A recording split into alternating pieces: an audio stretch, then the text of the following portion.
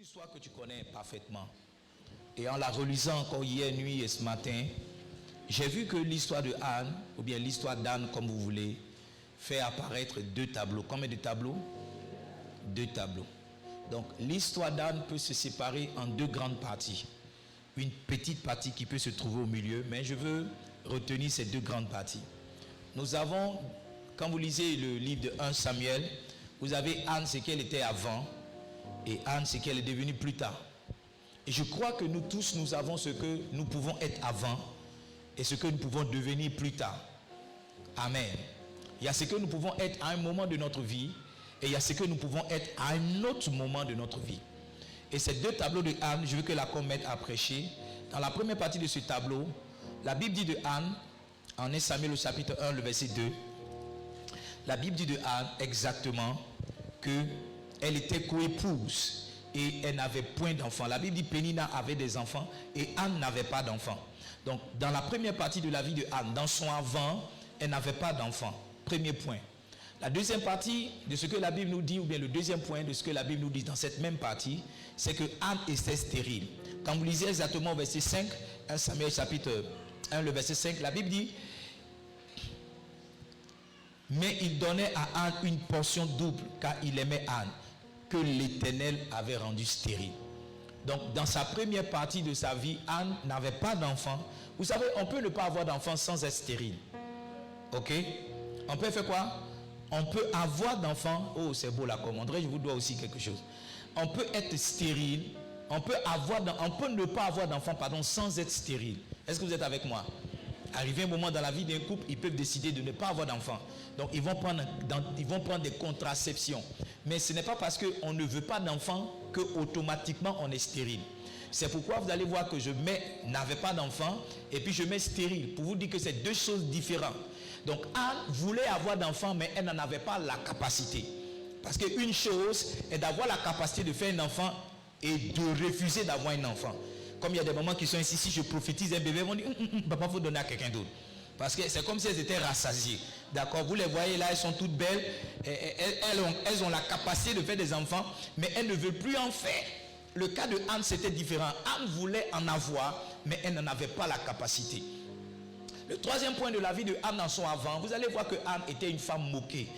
Anne était une femme qui était mortifiée. Exactement au chapitre 6, pardon, au verset 6 au verset 7, la Bible dit que sa rivale lui prodiguait les mortifications pour la porter à s'irriter de ce que l'Éternel avait rendu stérile.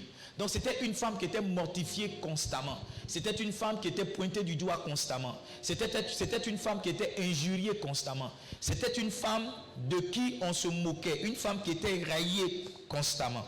Et au verset 8, la Bible va nous faire comprendre un dernier élément. Donc dans ce premier tableau de la vie de Anne, la Bible va nous dire que Anne était triste. Elle pleurait, elle ne mangeait pas. Je lis ça pour vous. Elkana, son mari, verset 8, lui disait: Anne, pourquoi pleures-tu et ne manges-tu pas? Pourquoi ton cœur est-il attristé? Est-ce que je ne vaux pas pour toi mieux que 10 fils? Donc Anne était une femme triste. Anne était une femme qui ne mangeait pas.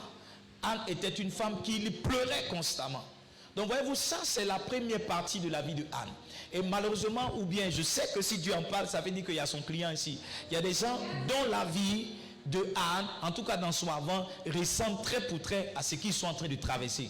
C'est un peu comme l'avant de Anne est égal à ton présent.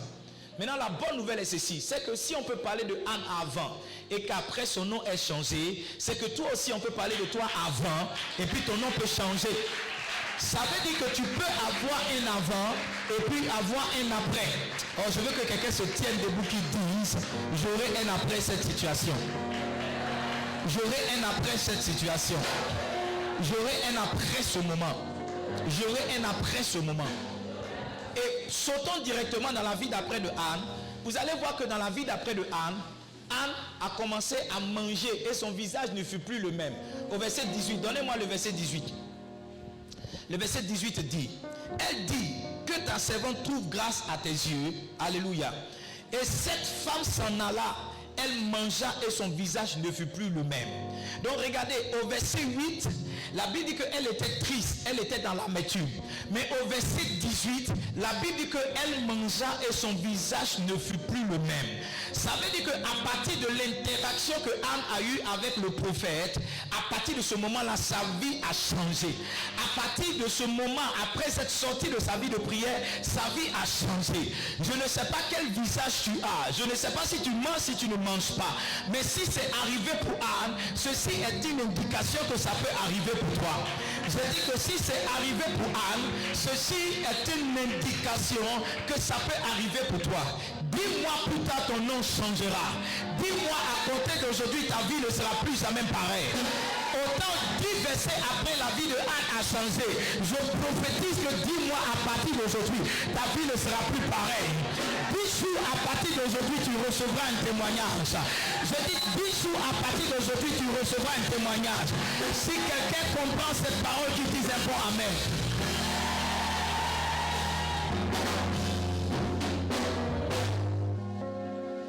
Au verset 20, la Bible dit ceci.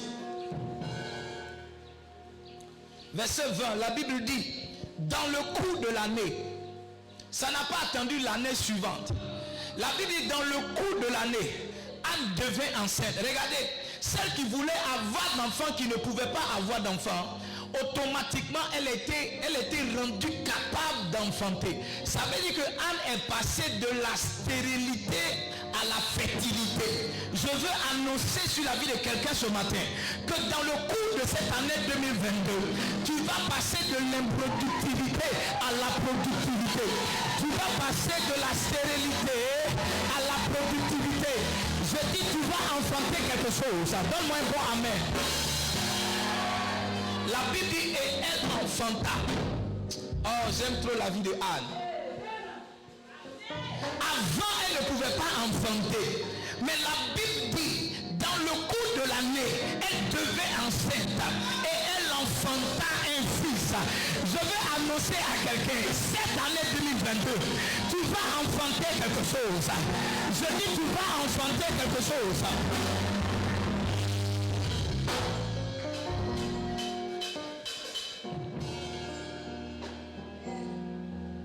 Cette femme-là qui était triste, cette femme-là qui était meurtrie, cette femme-là qui était mortifiée, regardez la fin de sa vie.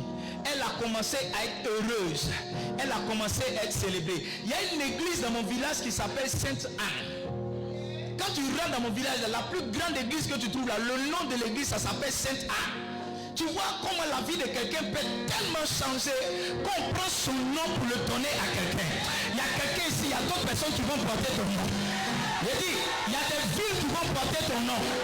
Il y a des écoles qui vont porter ton nom. Il y a des quartiers qui vont porter ton nom.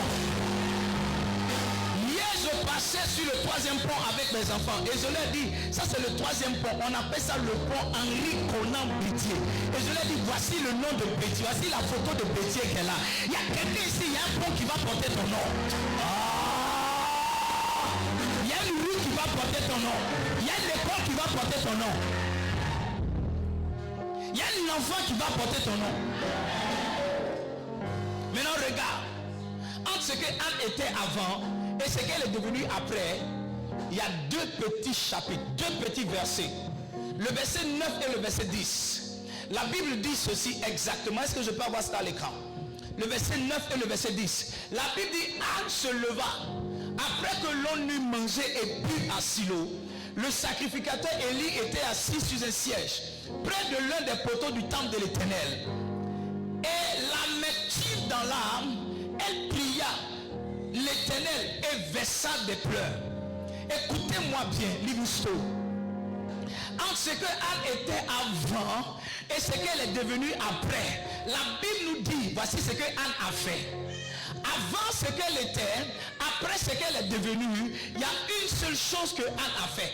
La Bible dit que l'amertume dans l'âme, Anne pria l'Éternel. Je suis venu dire à quelqu'un, la première vérité que je partage avec toi ce matin, c'est que le temps ne change rien. Le temps ne change rien. Les choses ne changent pas parce qu'on a passé du temps là-dedans. Non.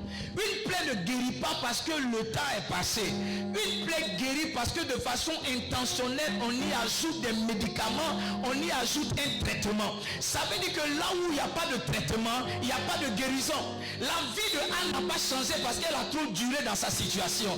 La vie de Anne a changé parce que de façon intentionnelle, elle a posé un certain nombre d'actions. Je le dis pourquoi? Parce que nous disons toujours ça va aller. Les années passent et ça ne va pas. Nous disons toujours ça va aller. Les années passent et ça ne va pas. Écoutez-moi bien. Il y a quelque chose qu'on fait pour que ça aille. Il y a quelque chose qu'on fait pour que ça aille. Les choses ne vont pas simplement parce qu'on le dit. Les choses ne vont pas simplement parce qu'on le confesse. Les choses bougent et avancent parce que intentionnellement on pose des actions. Anne n'a pas dit il y a longtemps je suis dans cette situation, je vais attendre qu'elle s'améliore seule. Anne est rentrée volontairement dans un moment de prière et sa prière a amené un changement. Je suis en train de dire à quelqu'un, this is your time to pray. C'est ton temps de prier. Dis amen avec moi.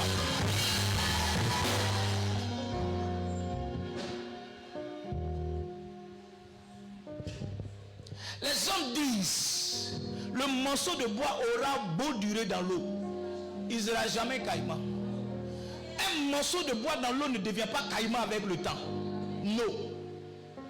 Un morceau de bois dans l'eau ne devient pas caïman avec le temps. Tu vas le planter là, 1000 ans après tu vas revenir, il sera toujours un morceau de bois. Écoutez-moi bien, si vous ne vous levez pas, rien ne marchera pour vous. Si vous ne vous levez pas, rien n'arrivera pour vous. La Bible dit au verset 10, au verset 9, plutôt au verset 9, la Bible dit que Anne se leva. Anne se leva. Anne se leva. Dieu se lève avec les gens qui se lèvent. Dieu bouge avec ceux qui bougent. Dieu dort avec ceux qui dorment. J'ai l'impression que ce qu'on fait sur la terre, c'est ce qui détermine ce qui arrive au ciel. C'est un peu comme si quand tu dors, tu mets tes anges dans le sommeil. Mais quand tu te lèves comme Anne et que tu te mets à prier, il y a quelque chose que tu commences à crier dans le ciel. La Bible dit que Anne s'est levée. Pendant que les autres mangeaient, pendant que les autres buvaient, elle s'est levée. Il y a des situations sur lesquelles vous devez apprendre à vous lever. Parce qu'une situation devant laquelle vous ne vous levez pas va perdurer dans votre vie. Mais une situation face à laquelle vous vous levez, vous commencez à avoir un début de changement. Quelqu'un là qui dit amen.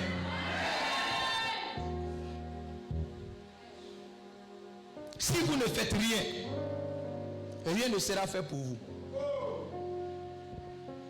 Si vous ne faites rien, rien ne sera fait pour vous. Si vous ne faites rien, rien ne sera fait pour vous. Je dis, si vous ne faites rien, rien ne sera fait pour vous. La prière est la prescription de Dieu dans la souffrance. Verset 10 nous dit, l'amertume dans l'âme. Quand on dit que l'amertume dans l'âme, ça veut dire que l'âme souffrait. Mais sa souffrance ne l'a pas empêché de prier. Au contraire, sa souffrance l'a conduite dans la prière. Il dit, si quelqu'un parmi vous est-il heureux qu'il danse, n'est-ce pas? Mais si quelqu'un parmi vous souffre, qu'il prie. Je crois que c'est dans le livre de Jacques au chapitre 5, le verset 13. Il dit, si quelqu'un est dans la joie, qu'il danse, qu'il soit heureux, qu'il saute. Mais s'il est dans la souffrance, quelqu'un parmi vous est-il dans la souffrance, qu'il prie. L'indication de Dieu dans la souffrance est la prière. L'indication de Dieu, la prescription de Dieu. Quand tu as un peu mal à la tête et puis on te prescrit paracétamol, la prière c'est le paracétamol du mal de tête spirituel. Quand tu passes par un moment de souffrance, la prescription de Dieu, Dieu est un docteur. Quand tu vas le voir, l'ordonnance qu'il te donne, ce n'est pas pour aller dans une pharmacie acheter un médicament. L'ordonnance qu'il te donne, c'est d'aller dans un lieu secret pour chercher sa face. La prescription de Dieu pour l'homme dans la souffrance, c'est la prière. Tu dis tu souffres mais tu ne pries pas. C'est comme tu dis tu es malade et puis tu ne vas pas à l'hôpital. Maintenant tu veux être guéri comment? Tu dis tu as faim mais tu ne vas pas manger. Attends, la nourriture là, on n'a qu'à parler en langue pour que ça rentre dans ton ventre. Tu souffres. Ce qu'on fait quand on souffre, c'est prier. Ce qu'on fait quand on souffre dans la Bible, c'est la prière. La lamentation n'a jamais été une prescription. Les murmures n'ont jamais été des prescriptions. C'est que Dieu a dit concernant l'homme qui souffre. Il dit si quelqu'un souffre, qu'il prie.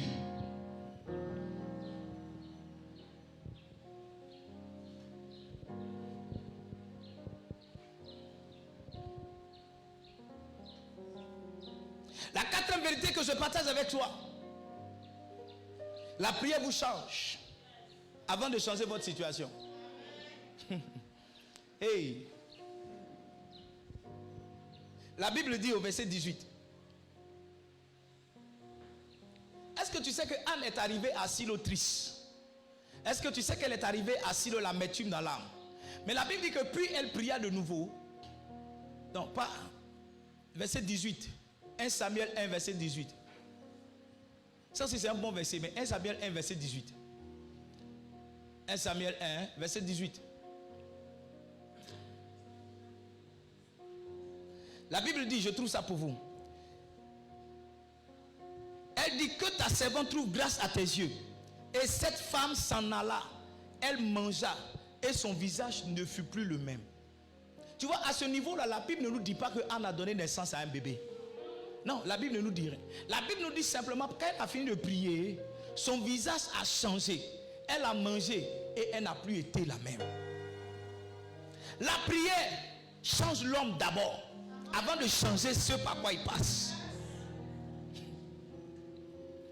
La prière change un homme d'abord, avant de changer ce qu'il traverse. Parce que laisse-moi te dire que très souvent, ce dans quoi tu es, ce n'est ni Dieu ni les démons. C'est simplement toi-même. Donc si on ne t'a pas changé toi-même, ça ne sert à rien de changer ta situation. C'est un peu comme si tu veux payer une villa climatisée et meublée pour un porc. Vous qui aimez manger porc, c'est de vous que je parle. Tu laves le porc bien propre avec javel, tu mets un dangereux parfum sur lui. Et puis tu dis, porc, je t'ai envoyé dans ta villa climatisée, ta villa meublée. Tu peux dormir dans les fauteuils. Au bout de 5 minutes, tu vas voir le porc là. Il va commencer à chercher un coin dans le quartier où il y a la boue, où il y a les déchets, où il y a des poubelles. Il faut aller là-bas. Ça veut dire que si tu veux changer la situation de ce porc là, c'est lui-même que tu dois changer d'abord. Aussi longtemps qu'il reste un porc, il ne peut pas être quelqu'un de propre.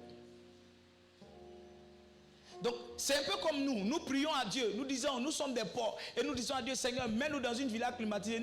Tu vois, Dieu dit, ce qu'il te faut là, c'est de changer ta nature d'abord. Parce que si longtemps que tu as cette nature de porc là, quand je vais te mettre là-bas, tu vas refaire les choses. Je ne sais pas. Tu n'as jamais vu quelqu'un, une fois j'ai vu une photo, une dame qui a mis des fagots. Elle veut préparer placard, il y a gazinière qu'elle a, mais elle a mis des bois sur la gazinière. Parce qu'elle est habituée à faire le feu de bois. Donc quand il gazinait la session, on fait le feu, elle allait chercher bois. Elle allumait le feu de bois là sur la gazinière. Tu vois, on devait changer la nature de cette dame là avant de lui offrir une gazinière. C'est ce que la prière fait. La prière te change toi-même d'abord avant de changer ta situation. Et dans la vie de Anne, c'est des vérités que je partage avec vous. Dans la vie de Anne, la Bible dit que son visage ne fut plus le même. Le visage de Anne avait changé avant que sa situation de stérilité ne change. Donc ton premier intérêt dans la prière, c'est d'être changé toi-même. Et naturellement, quand tu as changé, tu attires vers toi ce qui ressemble à ta vie. Parce que nous sommes tous au stade où nous sommes, nous avons la vie qui nous ressemble. Oh, ça peut vous choquer, Livingstone, mais nous avons la vie qui nous ressemble. Je vous dis la vérité. C'est pourquoi quand tu veux changer de vie, il faut changer quelque chose en toi. C'est quelque chose qui est en toi qui attire la qualité de vie que tu veux. Nous sommes tous au stade de vie qui nous ressemble.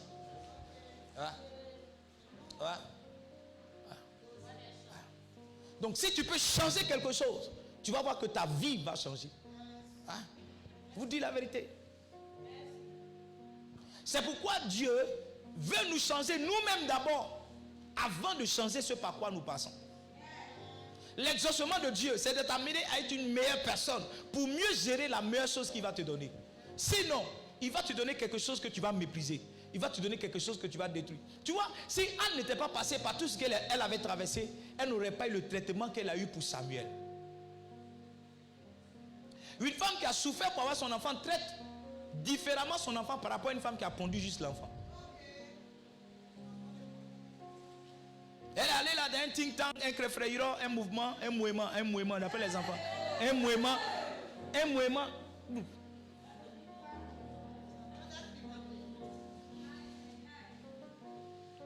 Quand l'enfant, souvent il n'a même pas sévré, elle le balance quelque part, elle le met dans le car. On dit, ouais, ton enfant, elle dit non, il est chez mon grand frère. Il est chez mon ceci, il est chez mon cela. Un enfant que tu as désiré, que tu as cherché, tu vas le mettre dans le car pour aller où? Si l'enfant n'a pas mangé, tu ne manges pas. Si l'enfant n'a pas bu, tu ne bois pas. Si l'enfant n'est pas habillé, tu n'es pas habillé. Donc Dieu change nous-mêmes d'abord avant de changer ce par quoi nous passons. Est-ce que vous êtes là? Est-ce que vous êtes là? Est-ce que vous êtes là? Cinquième vérité, et j'avance. Cinquième vérité, la prière a le pouvoir de remettre en place ce qui était perdu. La prière a le pouvoir de changer ou de modifier le cours de l'existence de celui qui prie. Hey, je veux que tu retiennes de ce séminaire-là 3 choses. La prière est un choix. Deuxième chose que je veux que tu retiennes, c'est que la prière est puissante. La troisième chose que je veux que tu retiennes, c'est que la prière marche. La prière marche. Vous savez, je vais vous rendre un témoignage. On était tous à l'inhumation de mon père. Hein? Et c'est bizarre ce que j'ai ressenti. Ce que j'ai ressenti, c'était bizarre. Vous savez, j'étais dans la joie au lieu d'être triste. Dans la joie, pourquoi? Parce que j'ai passé mon temps à prier. À prier. Il faut qu'on enterre mon papa. Il ne faut pas que le corps de mon père arrive et que les villageois disent qu'ils ne veulent pas que ça rentre dans le village. Et que j'ai passé mon temps à prier. Même le jour même de l'enterrement, j'étais encore réveillé à 4 h du matin de prier. Donc tout ce qui se passait, je voyais cela comme l'exaucement à ma prière.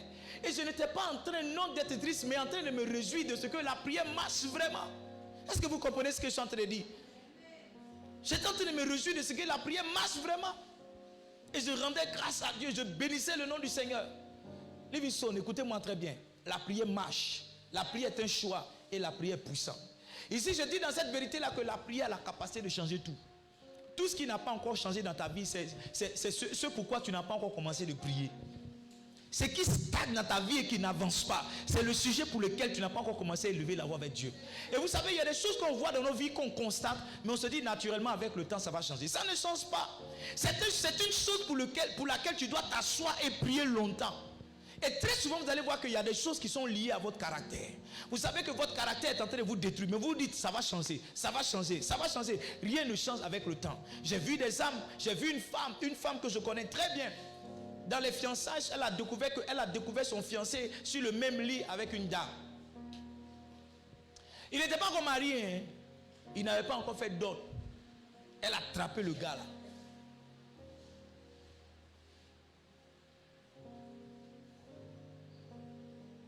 Au lieu d'arrêter la chose là, elle s'est dit qu'avec le temps ça va marcher. C'est voici l'erreur qu'on fait. On s'est dit non, avec le temps il va changer. Avec le temps il va changer. Maintenant qu'ils sont dans le foyer, le monsieur il a quitté la maison, il est parti vivre maintenant avec quelqu'un d'autre. Tu vois, si elle avait arrêté ça dans les fiançailles, elle ne serait pas passée par cette galère qu'elle connaît.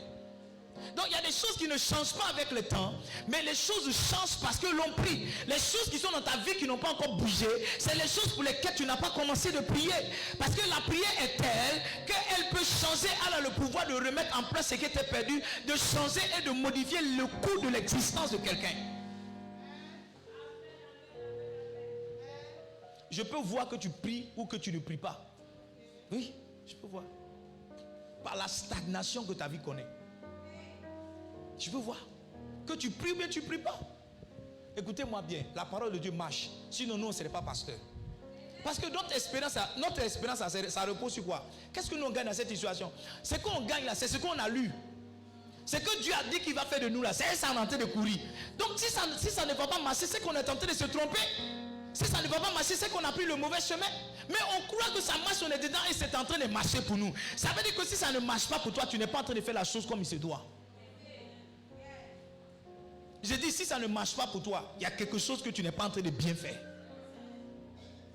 Tu ne peux pas allumer le feu puis on ne va pas voir la fumée quelque part. Chaque fois qu'on voit la fumée, ça veut dire qu'il y a un feu quelque part.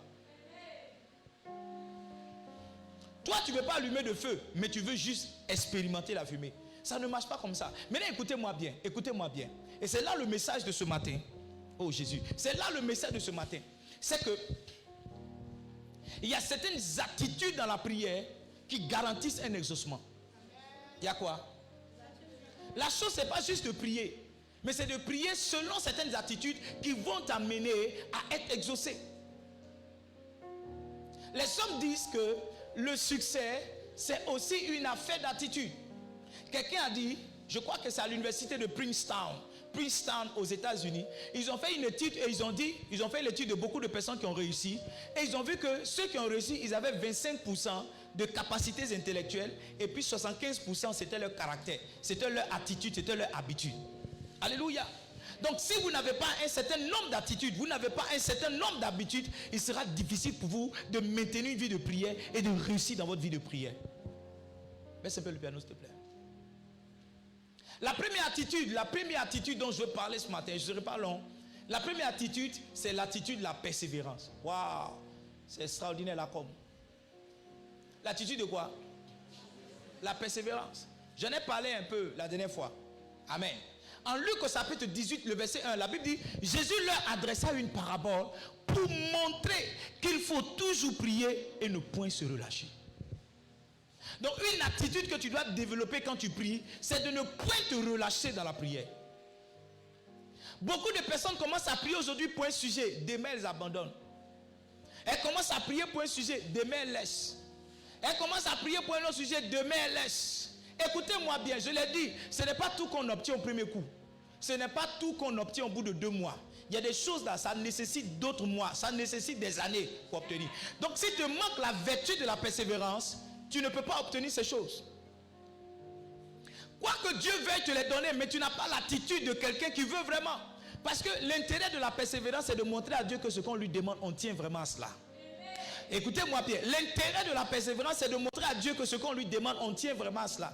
Parce que quand tu tiens à quelque chose, tu peux attendre le temps qu'il faut pour l'avoir. Mais quand tu ne tiens pas, tu as toujours un plan B. Si je n'ai pas obtenu ça, je vais passer ici. C'est un peu comme des frères qui viennent, hein, il veut une soeur, mais en même temps, il se dit que s'il n'a pas celle-là, il va aller, hein, il cherche la clé, il se dit que si la clé ne veut pas, il va aller chez la noire. Donc quand la clé fait le malin, il dit, moi je suis un garçon, ne fais pas malin sur mon frère. Nous tous, on a fait malin sur nous avant qu'on se marie. Donc si toi, tu ne veux pas persévérer, tu vas passer à côté d'une soeur. Et ça va montrer ton caractère de quelqu'un qui n'est pas sérieux. Et tu ne vas pas aller prendre l'autre facilement. Donc la persévérance est une attitude que nous devons développer. La persévérance c'est quoi? Hein? La persévérance est une attitude que nous devons développer. En Colossiens chapitre 4, le verset 2, l'apôtre Paul va dire ceci. Il va dire, persévérez dans la prière, veillez-y avec action de grâce. Le même apôtre Paul en Éphésiens, je crois, au chapitre 6, le verset 18, je ne vous l'ai pas donné, mais c'est des versets que je connais par cœur. Il dit, faites en tout temps par l'esprit toutes sortes de prières et des supplications. Et puis il dit, veillez à cela avec une entière, comment? Il dit, faites toutes sortes de prières. Aujourd'hui, tu pries supplication. Demain, tu pries action de grâce. Après, demain, tu pries requête. Tu pries seulement. Il dit, quelles que soient les sortes de prières que tu vas utiliser, s'il te plaît, il faut veiller à ce que dans ces sortes de prières-là, tu puisses persévérer. Parce que l'apôtre Paul, même qui est l'apôtre Paul, a découvert que ce n'est pas tout qu'on obtient au premier coup. Il y a des choses pour lesquelles un homme doit persévérer. Il y a des sujets de prière que tu as abandonnés depuis. Ouais. Il y a des sujets là, tu as rangé ça au placard parce que tu penses que ça ne marche pas. Ça marche, c'est toi qui n'es pas en train de persévérer. Regardez la vie de Jésus, vous allez voir qu'il y a des moments où il a prié en 1 seconde, Dieu l'a exaucé. Mais il y a des moments où il a prié aussi plusieurs fois. Est-ce que vous êtes là? Alors, ce qui va vous aider à persévérer, c'est de rester concentré sur votre sujet de prière. La prière est une activité de toutes les saisons. N'est-ce pas? Ce qui doit vous aider à persévérer, c'est être concentré sur votre sujet de prière. Restez concentré. Aujourd'hui, tu pries pour avoir mari. Demain, tu pries pour avoir voiture. Après, tu pries pour avoir travail. Après, tu pries pour avoir l'argent. Toi-même, là, même, on ne sait même pas ta prière, c'est quoi.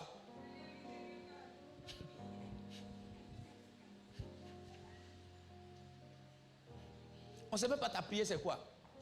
Aujourd'hui, tu dis, papa, prie pour moi, je sens qu'il va aller en France. On commence à prier pour toi, tu dis, non, vraiment, je sens que mon cœur doit rester un peu en Côte d'Ivoire.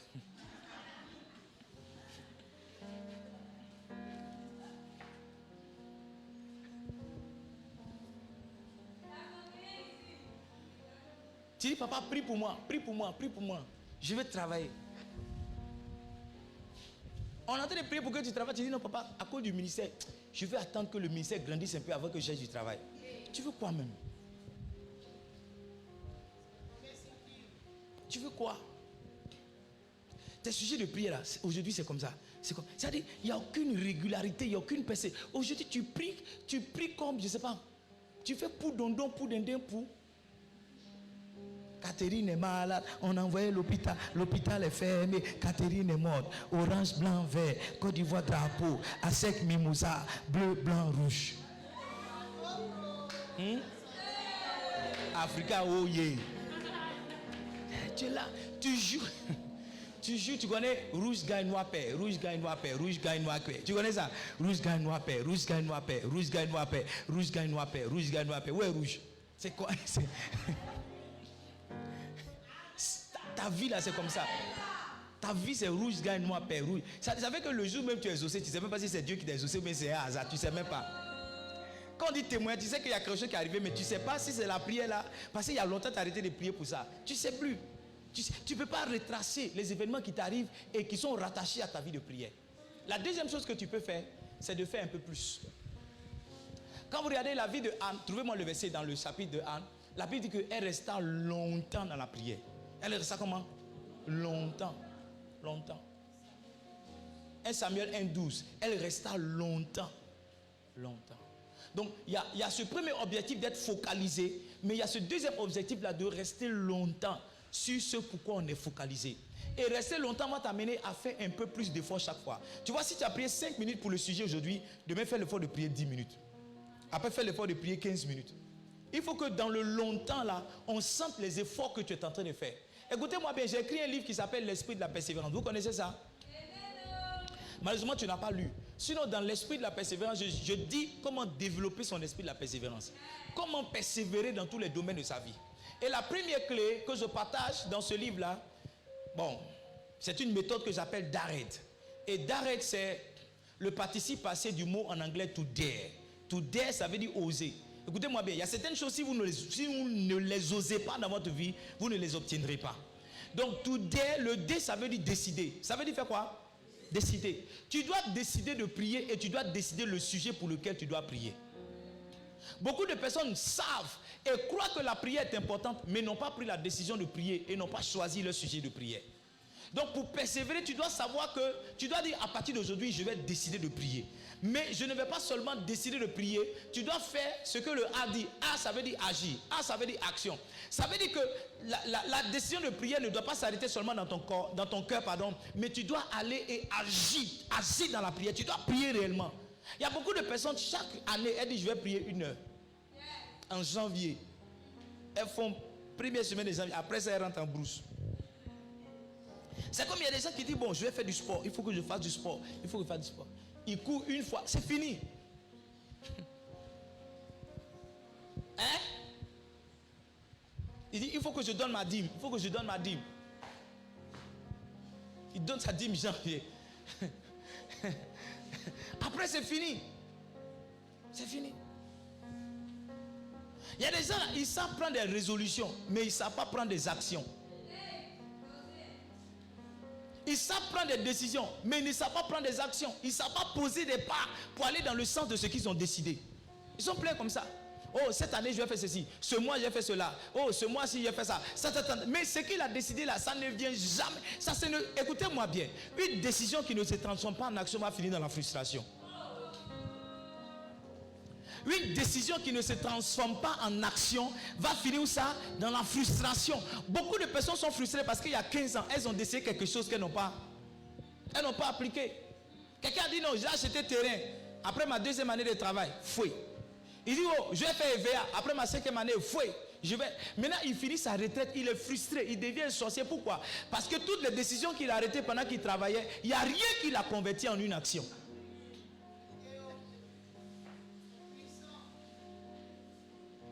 Aidez la soeur, elle n'a qu'à s'asseoir derrière.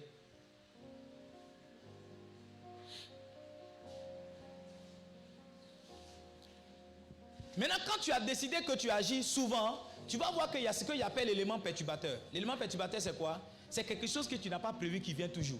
Je ne sais pas, nous tous qui sommes là, est-ce que tu as déjà fait un plan et puis un jour c'est tombé pile poil? Si tu as déjà fait un plan comme ça, tu dis, bon, après 7h je m'en là, après 7h30 je m'en là, après 7h45 je m'en là, après 7h... Chaque fois que tu fais un plan, il y a toujours un élément que tu n'as pas prévu qui arrive. Maintenant, c'est là que beaucoup de personnes abandonnent. Parce qu'ils disent, ah, je n'ai pas prévu, je voulais prier 1 an pour ce sujet-là, mais 1 an est venu, je n'ai pas vu. Ah, ça veut dire quoi? Je dois abandonner? Non.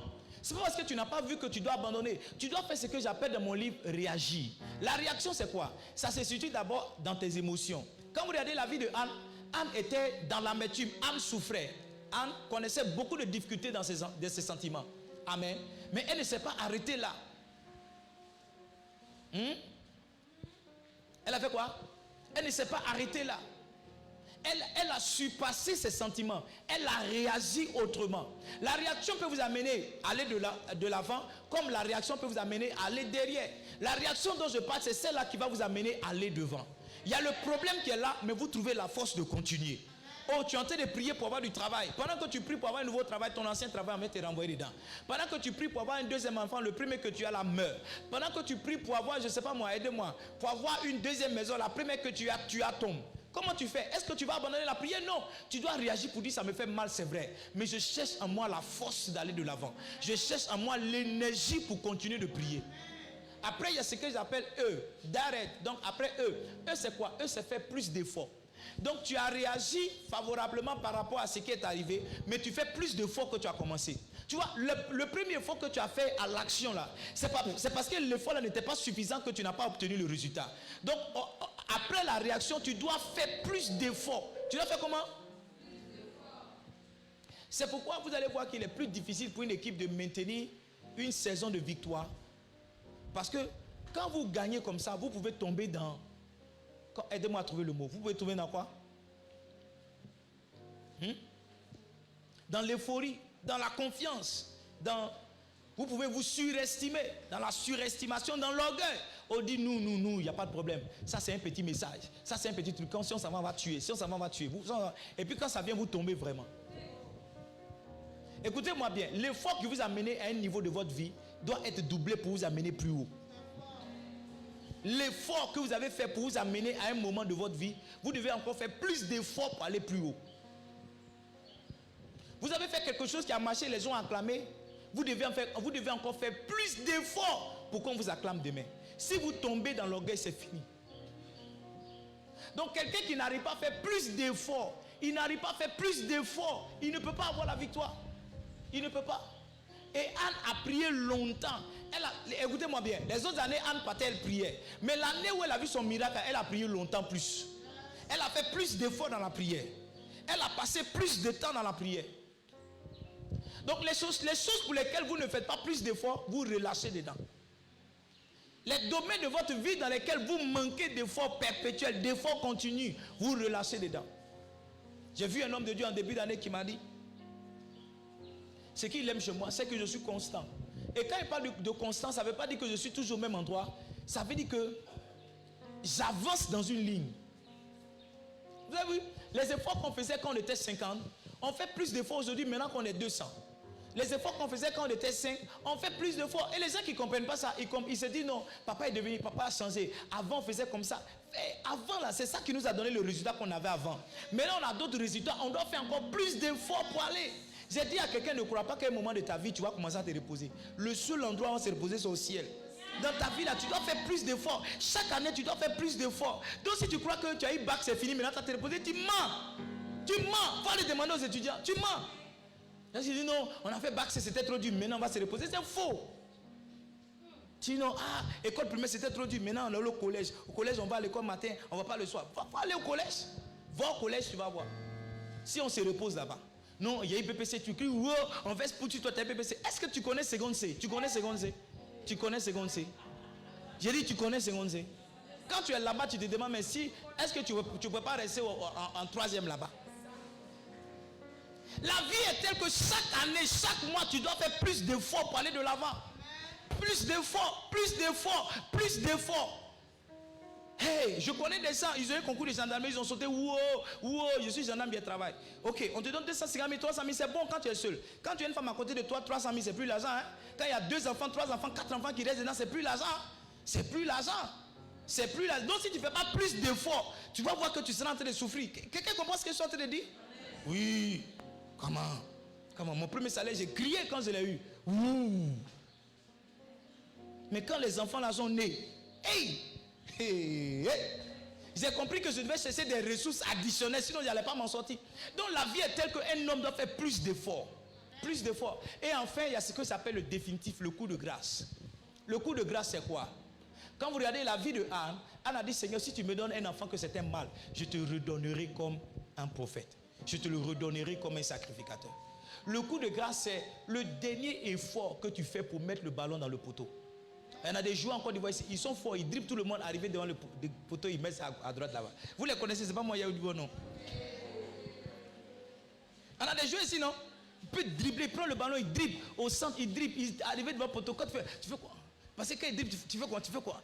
Wow. Tu dis, oh! Il l'a mis à côté. Il y a des gens comme ça. Des gens comme ça. Il y a toujours un dernier effort que tu dois faire. Toujours un dernier effort. Tu as prié jusqu'à souvent. C'est une dernière prière que tu dois faire. Et laisse-moi te dire à quel moment le dernier effort arrive. Le dernier effort arrive quand tu es sur le point de lâcher. Quand tu veux abandonner, même quand tu es conscient, tu es sûr que ça ne va pas marcher, c'est le jour là que ça doit marcher. Quelqu'un comprend ce que je suis en train de dire? Quand tu dis non, c'est plus la peine. Au moins tu dis c'est plus la peine, c'est ce jour-là que tu dois trouver la dernière énergie pour dire non, je vais faire ça. Je vais faire ça. Vous devez apprendre à prier et à prier longtemps. Vous devez apprendre à persévérer dans la prière. Ouais. Il y a des sujets pour lesquels j'ai prié 3 ans. Ouais. Pour commencer ce ministère-là, j'ai prié pendant 2 ans. 2 ans. De 2014 à 2016. 3 ans. Priez. Toi, tu pries 1 mois, tu te tais. Est-ce que ça arrive 1 mois même? Tu dis, je prends 1 jour de jeûne.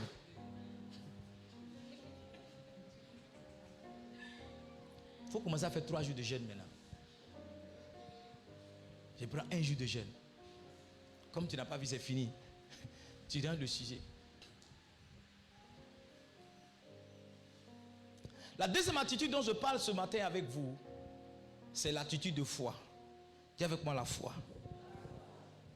Est-ce que quelqu'un comprend que s'il persévère dans la prière va marcher pour lui? Est-ce que quelqu'un comprend que s'il persévère dans la prière va marcher pour lui? Le privilège que tu me donnes, c'est de t'adorer. Privilège que tu me donnes, c'est de t'adorer. La foi, c'est faire les œuvres impossibles. La foi, c'est quoi? C'est quoi? Faire des œuvres comment? Parce que partout où il y a la foi, il y a une action. Partout où il y a la foi, il y a un fruit. Partout où il y a la foi, on est en train de parler de langage d'impossibilité. La foi n'est pas la foi si ce qui est devant toi est possible. La foi est la foi quand ce qui est devant toi est impossible. La foi n'est pas la foi quand elle se limite seulement à ce que tu dis. La foi est la foi quand on voit des actions que tu poses. La foi n'est pas la foi quand tu ne peux rien montrer de ce que ta foi a engendré. La foi est la foi quand il y a des œuvres. Il dit une foi qui ne porte pas des œuvres est une foi comment? Morte. Écoutez-moi bien, je vais dire quelque chose et on va finir, on va s'arrêter sur ça. En Marc au chapitre 11, quand vous lisez le verset 20, verset 19, mais je veux qu'on prenne le verset 22 jusqu'au verset 24, la Bible nous parle de l'histoire du figuier. Jésus arrive là, il voit un figuier qui a des feuilles. Quand il s'approche, Il trouve que le figuier n'a pas de fruits, d'accord? Il maudit le figuier. Et le lendemain, la Bible dit que quand les disciples passent, qu'ils voient le figuier qui a effectivement séché, comme Jésus a dit, il dit, Seigneur, ce que tu as dit est arrivé. Et Jésus prend cette histoire-là pour leur enseigner quelque chose de puissant dans la prière. Il dit, Jésus prit la parole et leur dit, ayez foi en Dieu. Beaucoup de personnes prient, mais n'ont pas foi en Dieu. Beaucoup de personnes cherchent Dieu, mais ne croient pas en Dieu. Beaucoup de personnes élèvent la voix, mais leur foi n'existe pas. Le verset qui suit, il dit quoi? Le verset qui suit, il dit quoi? Il dit, je vous dis en vérité, si quelqu'un dit à cette montagne, donc ça veut dire quoi? Si quelqu'un prie, il dit à cette montagne, ôte-toi de là, jette-toi dans la mer. Et s'il ne doute point en son cœur, mais croit que ce qu'il dit arrive, il le verra s'accomplir. Verset 24, on finit sur ça. C'est pourquoi je vous dis, tout ce que vous demanderez en priant, croyez que vous l'avez reçu et vous le verrez s'accomplir. Il dit tout. Tout c'est tout. Ce que tu demandes en priant, si tu peux croire, tu vas le voir s'accomplir. Mais si ce que tu demandes en priant, tu ne le crois pas, tu ne le verras pas s'accomplir. Donc, ce n'est pas suffisant de prier. Ce qui est important, c'est d'ajouter la foi à sa prière. Il faut écrire ça pour moi. Ce n'est pas suffisant de prier. Ce qui est important, c'est d'ajouter la foi à sa prière.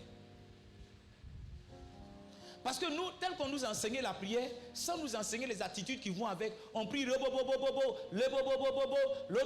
puis on ne voit rien. Mais on ne comprend pas pourquoi on ne voit rien. Ce que je suis en train de vous expliquer à travers ces attitudes, c'est aussi vous expliquer les principes qui font marcher la prière, les principes qui amènent les ossements. Et un principe qui fait marcher la prière, c'est la foi. C'est quoi? La foi. Il dit tout ce que vous demanderez en priant, croyez que vous l'avez reçu. Et le et là vient comme une conséquence. Le et là vient comme un résultat. Le et là vient comme l'effet de la chose pour laquelle vous demandez et que vous croyez. Il dit vous le verrez s'accomplir. Donc ce qu'un homme voit accomplir, ce qu'un homme voit exaucer, ce n'est pas ce qu'il demande, c'est ce qu'il croit dans ce qu'il demande. Oh, j'ai fait des images. Est-ce qu'on peut les avoir? On peut voir les images? Ok, les images arrivent. Donc ce n'est pas tout ce que... Ok, les images sont là. Ok, regardez. On commence par la deuxième image. En bas. Ce qui est à gauche ici, c'est ta prière. Ce qui est à droite, c'est ton exaucement. Tu vois? En bas, hein, vous voyez l'image en bas? Donc, quand ce que tu demandes, ce que tu demandes en priant, quand tu crois, ce que tu reçois, c'est à la même taille que ce que tu as demandé en priant. J'ai dit quoi? Quand ce que tu demandes en priant, quand tu crois en cela, ce que tu reçois à la même taille que ce que tu demandes en priant auquel tu as cru. Est-ce que tu comprends? Tu comprends? Tu comprends pas? Je reprends. Regarde en bas, les deux images qui sont en bas. Tu vois que les deux ronds là se ressemblent, non? C'est la même taille, n'est-ce pas? Ça veut dire quoi? Quand tu as demandé et que tu as cru, tu reçois exactement la même chose de ce que tu as demandé et cru. Donc ce que tu reçois est le résultat de ce que tu as cru dans ce que tu as demandé. Maintenant regarde l'image qui est en haut. L'image qui est en haut, tu vois, le premier cercle c'est l'ensemble de ce que tu demandes. Mais le cercle qui est dedans c'est l'ensemble de ce que tu crois. Parce que ce que tu crois peut être différent de ce que tu demandes.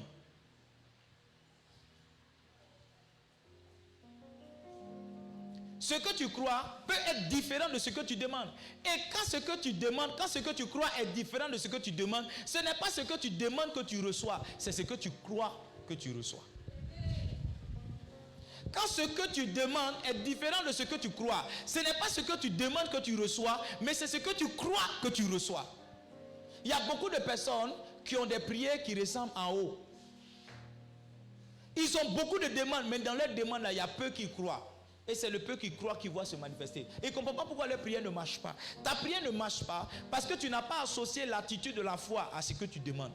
C'est l'association de la foi à la demande qui donne l'exaucement. Oh, Anissé écrit ça là-bas. C'est l'association de la foi à ce que tu demandes qui donne l'accomplissement.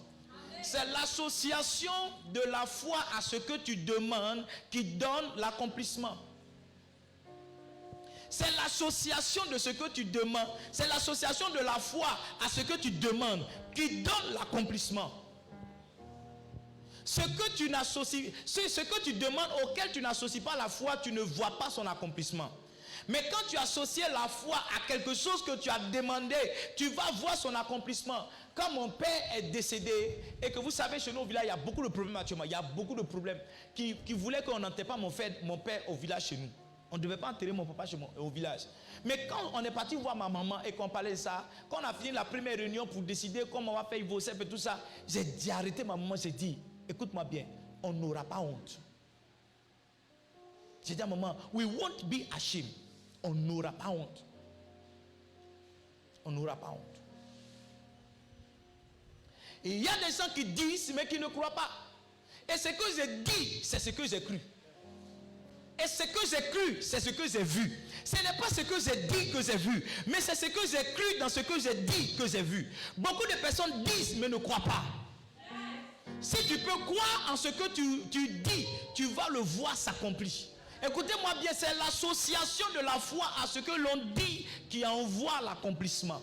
C'est l'association de la foi à ce que l'on demande qui envoie l'accomplissement. Si tu demandes que tu n'associes pas à ce que tu demandes la foi, tu ne verras pas l'accomplissement. Maintenant, comment avoir la foi? Première chose, c'est d'appuyer ta prière sur une promesse. Ta prière est vide de promesses. En 1 Roi au chapitre 8, la Bible nous parle donc de la fin de la construction du temple de Jérusalem. Et Salomon devait donc dédicacer le temple. Et la Bible dit que quand ils ont fini de faire ce qu'ils avaient à faire, Salomon s'est mis à prier. Et je veux que tu m'envoies 1 Roi, le chapitre 8, le verset 33. Donc la prière de Salomon commence au verset 22. Mais au verset 33, regardez la prière de Salomon. Il dit, quand ton peuple d'Israël sera battu par l'ennemi pour avoir péché contre toi, s'ils reviennent à toi et rendent gloire en ton nom, s'ils t'adressent des prières et des supplications dans cette maison, verset 34, verset 34, exauce-les des cieux, pardonne le péché de ton peuple d'Israël et ramène-les dans le pays que tu as donné à leur père. Donc quand Salomon faisait cette prière-là, il était en train d'établir une forme d'alliance. Et vous savez, dans l'alliance, il y a des obligations mutuelles. Les obligations sont en même temps des promesses. Si tu fais ça, je fais ça. Si tu fais ça, je fais ça. Est-ce que vous comprenez ce que je suis en train de dire? Des conditions qui sont en même temps des promesses. Et des années plus tard, un descendant de Salomon qui s'appelle Josaphat. Oui, Josaphat était un descendant de Salomon parce que Salomon plus tard était le roi seulement du royaume de Juda. Et puis son serviteur était le roi donc en Israël. Donc un de ses descendants, des années plus tard, je veux que tu retrouves dans la descendance de Salomon, Josaphat et quel est roi. En 2 Chroniques au chapitre 20, un des arrière petits-fils de Josaphat va être confronté à la guerre. 3 peuples vont venir contre lui, les Maonites, les Ammonites et les Moabites. Et quand Josaphat va commencer à prier, il ne va pas faire une prière dans le vent comme ça. Il va faire une prière qui s'appuie sur cette promesse de 1 Roi, le chapitre 33, le verset 34. 1 Roi, pardon, le chapitre 8, le 33 à 34. Donne-moi 2 Chroniques, chapitre 20. Donne-moi le verset qui correspond. Est-ce que vous êtes là? Je suis en train de vous montrer quelque chose. La foi vient de la promesse. On dit que, écoutez-moi bien, la Bible dit que la foi vient de ce qu'on entend vient de la parole de Christ. Ce qu'il y a dans la parole là qui fait que tu as la foi, c'est la promesse de Dieu. C'est quoi? Sinon, il y a beaucoup de paroles que tu as entendues, mais tu n'as pas eu la foi. Allô? 2 Chroniques, chapitre 20. Les gars, suivez avec moi. La référence est dans le texte que j'ai donné. 2 Chroniques, chapitre 20.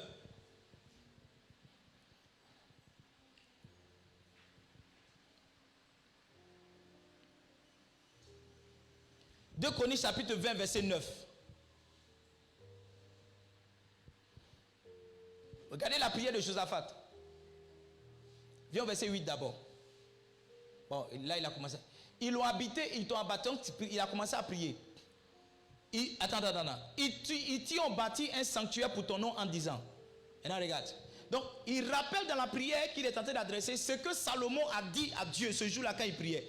Il dit, si nous survient quelque calamité, l'épée, le jugement, la peste ou la famine, nous nous présenterons devant cette maison, devant toi.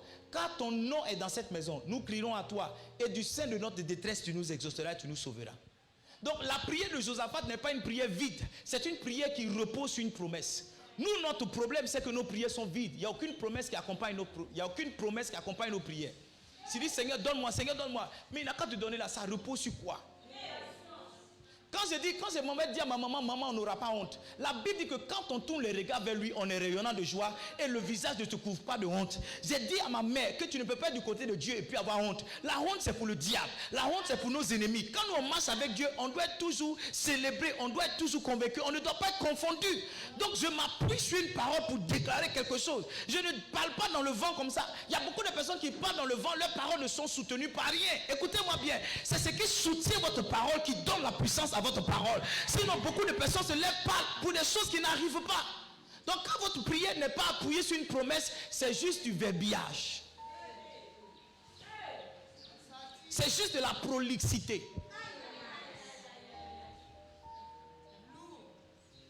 C'est juste du bavardage. Comment tu peux avoir la foi? Deuxième chose, c'est de penser que ce que tu demandes va s'accomplir. C'est de voir l'accomplissement de ce que tu demandes dans ton esprit. La Bible dit en Hébreux au chapitre 11, j'aime lire ce verset, 17 à 19. La Bible dit, Abraham, c'est par la foi qu'Abraham offrit Isaac lorsqu'il fut mis à l'épreuve et qu'il offrit son fils unique, lui qui avait reçu les promesses. Verset qui suit, il dit, et il avait été en Isaac, verset 19, voilà, c'est le verset 19 qui me plaît. Il pensait que Dieu est puissant. Toi tu pries et puis tu ne penses pas que Dieu est puissant. Souvent tu pries et puis ta pensée est le contraire de ce que tu demandes à Dieu. Tu n'as pas remarqué ça? Tu dis à Dieu, donne-moi une voiture, mais toi tu te vois sur moto. Tu dis à Dieu, donne-moi un mari, en même temps tu penses qu'il y a beaucoup de femmes que les hommes, non toutes les femmes ne peuvent pas avoir. Tu es dans les calculs comme ça. Tu dis à Dieu, je vais aller en France, et puis tu penses à même ta corona, tu dis que les frontières sont fermées. Il dit, il pensait que Dieu est puissant même pour le ressusciter des morts. Aussi le recouvra-t-il par une sorte de résurrection. Écoutez-moi bien, j'ai compris que l'action de Dieu s'appuie sur ce que nous imaginons, ce que nous pensons. N'est-ce pas qu'il dit par l'esprit qui agit en nous, au-delà de ce, pour faire au-delà de ce que nous pensons ou imaginons, n'est-ce pas? Ça veut dire que Dieu prend ce que tu penses, Dieu prend ce que tu imagines pour travailler avec. Donc quand tu es en train de prier là, c'est important ce que tu dis, mais ce à quoi tu penses est aussi important. Donc quand tu es en train de prier, les hommes entendent tes paroles, mais Dieu entend tes pensées. Oh, on essaie écrit ça quelque part. J'ai dit quand tu es en train de prier, les hommes entendent tes paroles, mais Dieu entend tes pensées. L'exercice le plus difficile dans la prière, c'est d'aligner sa pensée à ce que l'on dit. Quand tu as aligné ta pensée à ce que tu dis, c'est en ce moment-là que tu as commencé à prier. Quand tes pensées sont alignées sur tes paroles, c'est en ce moment-là que tu commences à croire. Tu dis à Dieu, je veux voyager. En même temps, tu te vois dans un avion. Tu dis à Dieu, oh, je veux changer de maison. En même temps, tu te vois dans une autre maison. Tu dis à Dieu que tu veux prospérer. En même temps, tu vois la prospérité t'accompagner. Tu dis à Dieu que tu vas aller dans les nations. En même temps, tu te vois dans les nations. Comment tu te vois? À quoi tu penses quand tu pries?